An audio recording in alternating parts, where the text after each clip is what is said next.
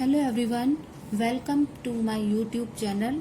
आज की जो हमारी क्लास है वो इलेक्ट्रिक ट्रांसमिशन एंड डिस्ट्रीब्यूशन का 6th पार्ट है, जिसमें हम ओवरहेड लाइन और अंडरग्राउंड लाइन की तुलना के बारे में देखते हैं। तो आज की क्लास स्टार्ट करते हैं।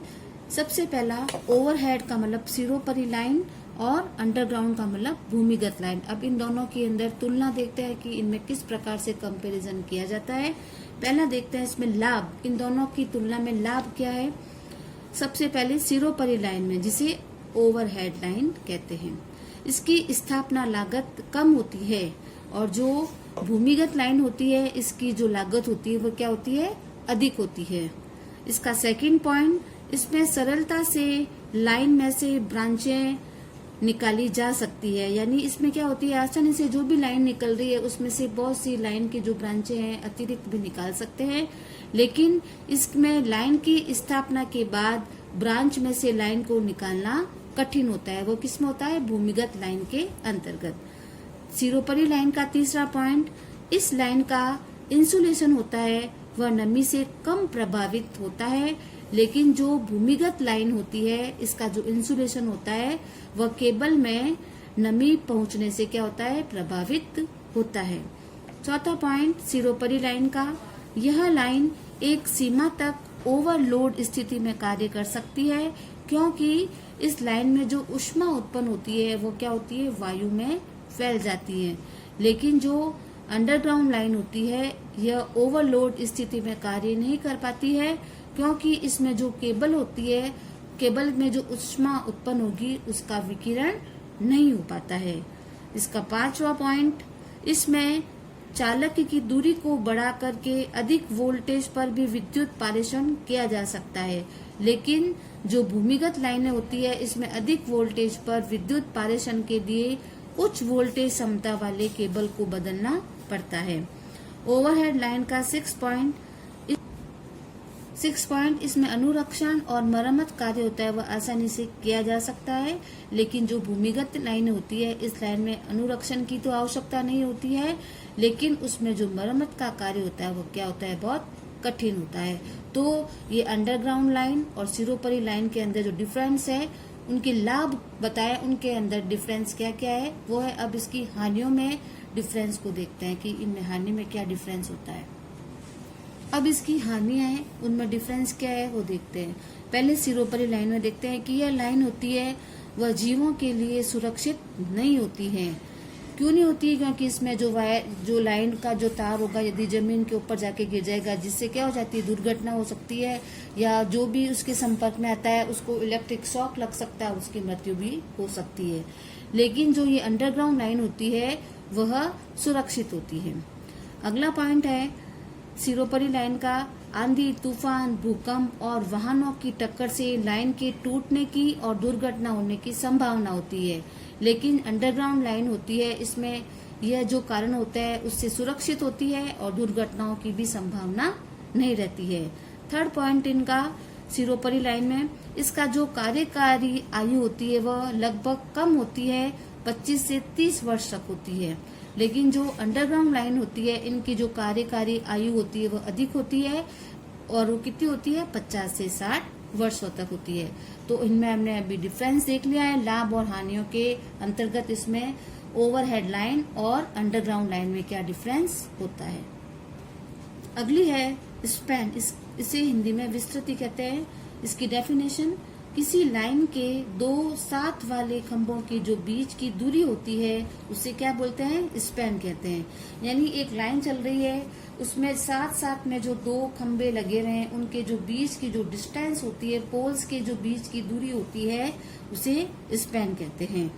खंभों वाली लाइन में जो औसत स्पैन होती है वह 220 फुट या 67 मीटर होती है, और जो टावर वाली लाइन होती है उसमें औसत स्पैन होती है 600 फुट या 183 मीटर होती है।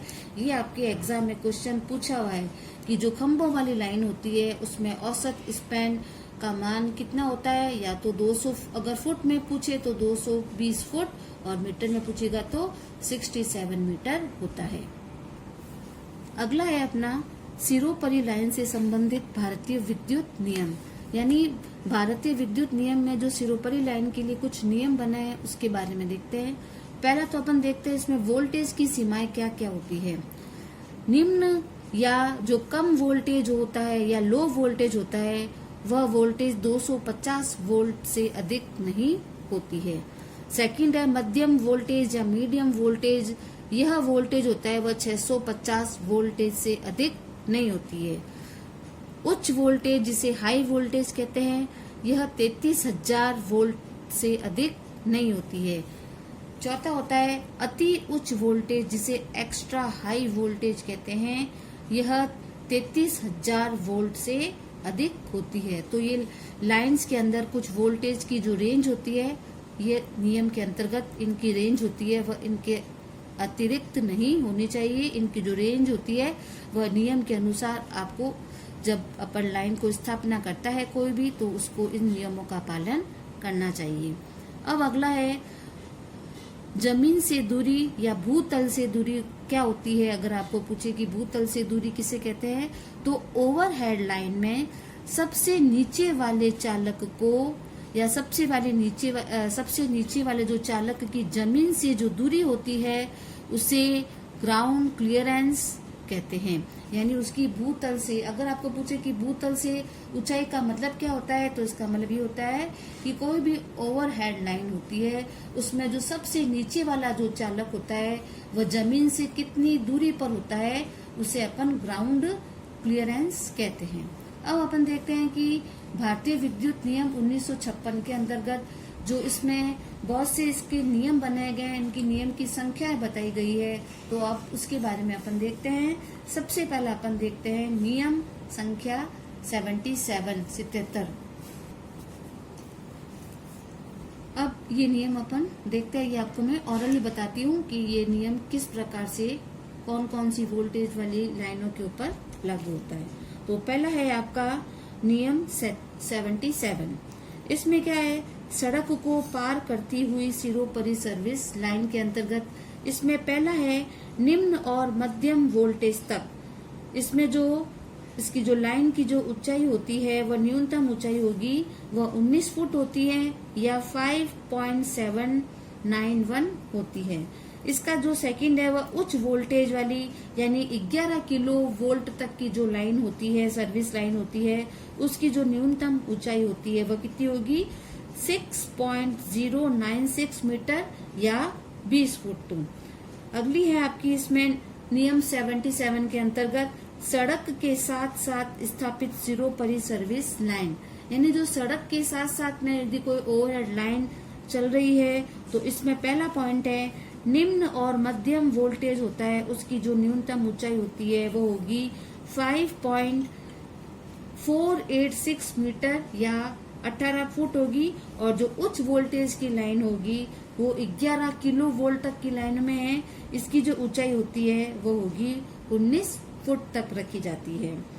अब उपरोक्त के अतिरिक्त जो अन्य स्थान होते हैं उसमें यदि 11 किलो वोल्ट तक के जो बेयर तारों की जो लाइन होती है उसकी जो न्यूनतम ऊंचाई होती है वह 4.572 मीटर या 15 फुट तक होनी चाहिए, और 11 किलो वोल्ट तक अचालक आवरण युक्त तारों की जो लाइनें होती है उनकी न्यूनतम ऊंचाई होती है वह 3.963 मीटर या 13 फुट तक होनी चाहिए।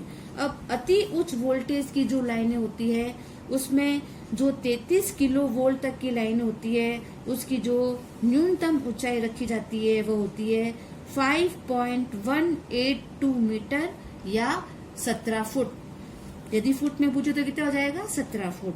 और यदि 33 किलो वोल्ट से अधिक वाली वोल्टेज की जो लाइनें होती है उसमें क्या हो जाएगा 17 फुट तो होगा ही प्लस 1 फुट उसके अंदर और जुड़ जाएगा, और यदि मीटर में होगा तो इसका मान हो जाएगा 5.182 मीटर प्लस 0.3053 मीटर। अब अगला जो नियम है वह है नियम 79। इसमें क्या होता है कि निम्न और जो मध्यम वोल्टेज वाली सिरोपरी लाइन होती है वह किसी भवन के छत से ऊंचाई तथा भवन से लाइन की जो दूरी होती है वह इस प्रकार से होगी। पहला है इसमें समतल छत खुला छज्जा या बरामदे आदि छत के लिए क्या होती है, इसकी जो न्यूनतम ऊंचाई किस प्रकार से होगी, वो होगी सबसे नीचे वाले चालक की जो न्यूनतम ऊंचाई होती है वो होगी 2.439 मीटर या 8 फुट, और भवन से जो 37 दूरी होती है वो होगी 1.219 मीटर या 4 फुट होती है। ये आपको जो लाइंस होती है उनकी ऊंचाई के बारे में आपको बताया गया है कि इनकी भूतल से ऊंचाई है वह कितनी होनी चाहिए। अगला है आपका नियम 80। ये क्या होती है, उच्च और अति उच्च वोल्टेज वाले सिरों पर जो लाइनें होती है वह किसी भवन और छत से ऊंचाई और भवन से लाइन की जो दूरी होती है वह किस प्रकार से होती है। इसमें पहला है, भवन की छत से लाइन की जो न्यूनतम उधर ऊंचाई होती है वह कितनी होगी, 33 किलो वोल्ट तक की लाइनों के लिए वो होती है 3.66 मीटर या 12 फुट होगी, और 33 किलो वोल्ट से जो अधिक वाली जो होती है लाइन उसके लिए उसमें क्या हो जाएगा कि वापस ऊपर वाला जो मैंने आपको ऊपर बताया कि 3.66 तो हो जाएगा, उसके साथ में 1 फुट और जुड़ जाएगा, यानी यदि फुट में होगा तो 12 फुट प्लस 1 फुट हो जाएगा, और यदि मीटर में होगा तो 3.66 मीटर प्लस 0.305 मीटर इसके अंदर ऐड हो जाएगा। अब इसका जो नियम 85 है वह क्या कहता है कि विद्युत वितरण लाइन यानी इलेक्ट्रिक डिस्ट्रीब्यूशन जो लाइनें होती है उसमें जो दो खंभों के बीच की अधिकतम दूरी होती है वह 67 मीटर या 200 फुट होनी चाहिए। यानी अभी जो मैंने आपको पहले इसमें बताया है कि जो दो खंभों की जो बीच की दूरी होती है वह कितनी रखनी चाहिए, या तो होनी चाहिए 220 फुट या 67 मीटर होनी चाहिए। और नियम 88 क्या कहता है, भारतीय विद्युत नियम 1956 की संख्या 88 क्या कहता है ये नियम, इसमें विद्युत वितरण और पारेषण लाइन में जो गार्डिंग तार या स्ट्रिप आदि की जो ब्रेकिंग स्ट्रेंथ होती है वह 635 किलोग्राम से कम नहीं होनी चाहिए।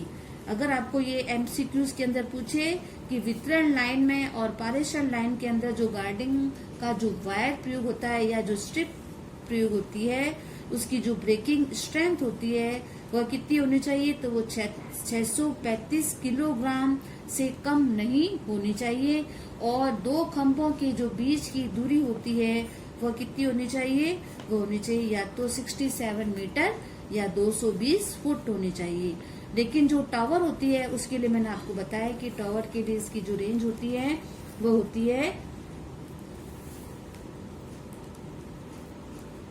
तो खंभों वाली जो लाइन होती है उसकी जो औसत स्पैन 220 फुट होगी, और जो टावर वाली लाइन होती है उसका जो औसत स्पैन होता है वो 600 फुट या 183 मीटर होता है। तो आज की क्लास यहीं पे समाप्त करती हूँ। जो भी स्टूडेंट इस चैनल से नए जुड़ रहे हैं इस चैनल को सब्सक्राइब करें, लाइक करें और शेयर करें, ताकि आपको इसकी जो भी मैं वीडियो डालूंगी तो आपको नोटिफिकेशन के रूप में प्राप्त हो जाएगा।